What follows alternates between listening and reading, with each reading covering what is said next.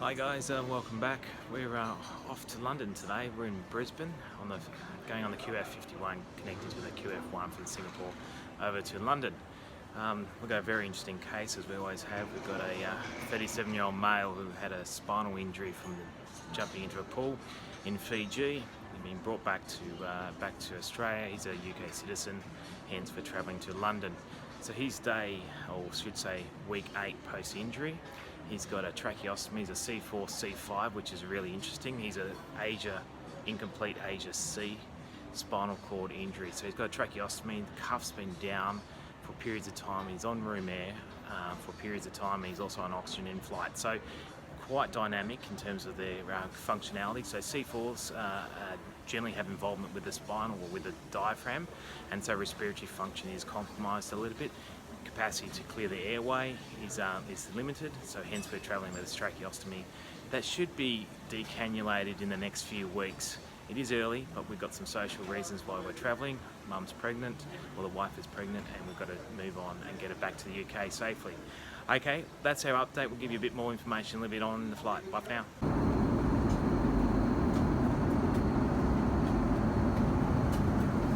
Okay, so we're in flight now. We're next flying back. We've got the oxygen not running. We're running 2 litres. We're at about 94-95%.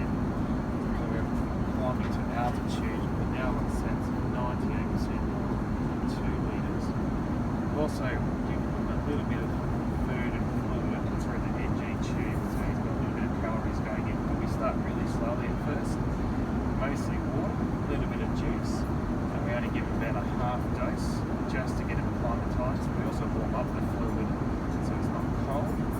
And once we're confident that at altitude his stomach is expanding nicely and he's tolerating it, then we can increase the amount of feeds. We certainly don't want any aspiration, so we're still sitting upright at this stage, and we'll recline the seat 30 minutes after that light feeding, and then he'll go into a sleep mode. As you can see, there's no one else in the back here. We've got the whole cabin to ourselves. That's us for the moment. We'll talk a little bit later on.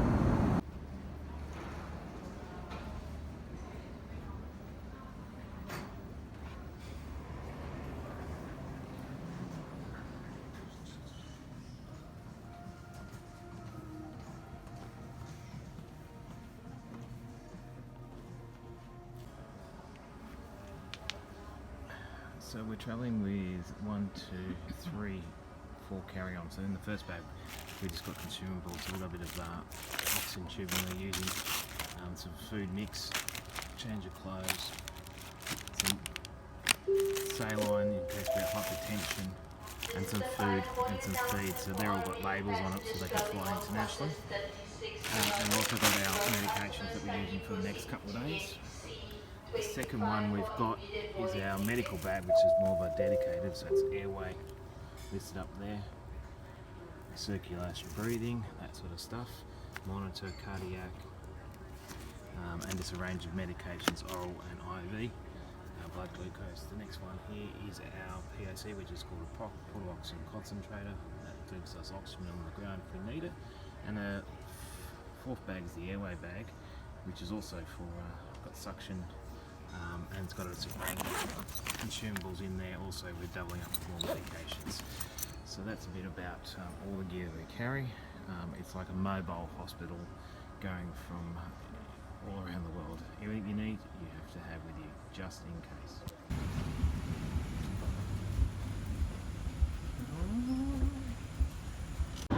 So here we are on the Singapore to Heathrow leg. We've had a lot of secretions in the first sector. A lot of oral, we've gone through a couple of boxes of tissues. Also, we used a lot of secretions coming through the tracheostomy, so we've had to suction quite a bit. Also do about 2 or 3 tube changes, so the inner cannula had to come out, had to be cleaned and put back in. So there's some of the challenges we had.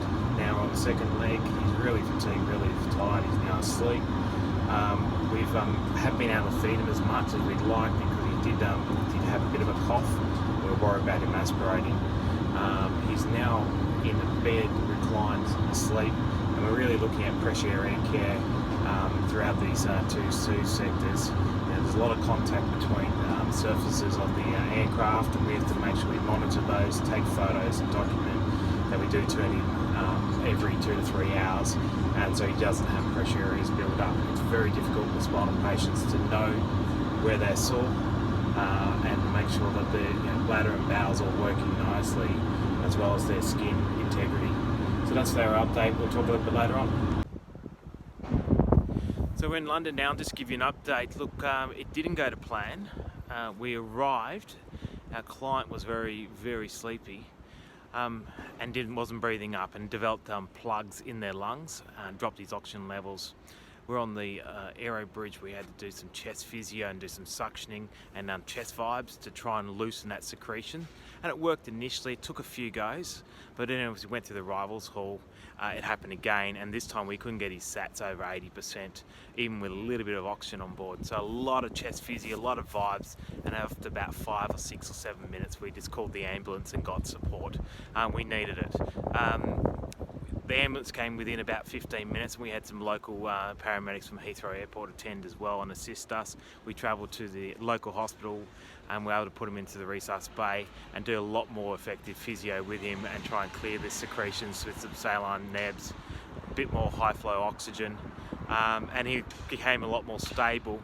Now it is noted that he was febrile, he was 38.2, and so we're thinking that he did aspirate prior to departure, even though he had clear secretions then, but he might have aspirated during the flight as well, and he's just brewed a chest infection, created all the thick plugs, plus the altitude drying up, and he's ended up being a little bit unwell. It is a super long flight, 28 hours, 35 hours from door to door, and he wasn't quite in tip-top condition. Remember, we were trying to get him home for both social reasons and medical reasons, and we were wanting to wait a little bit longer, but everyone wanted him to get back to the UK, and so pushing patients who are unwell long distances is complicated, and we're somewhat lucky, and he's somewhat lucky that it happened on arrivals where we're able to help and get assistance quickly. So that's the mission. Very, very complicated and technically challenging. We're glad that that one's done and there's a family there, but there's a lot more to the story regarding 4 kids under the age of 6 and another one on the way, and the father with a C4, C5 spinal injury. That's devastating for them, and it's not going to be easy to bounce back and recover, and it's going to be a lot of community support to get them through. So there we go, that's our story to London. Bye for now.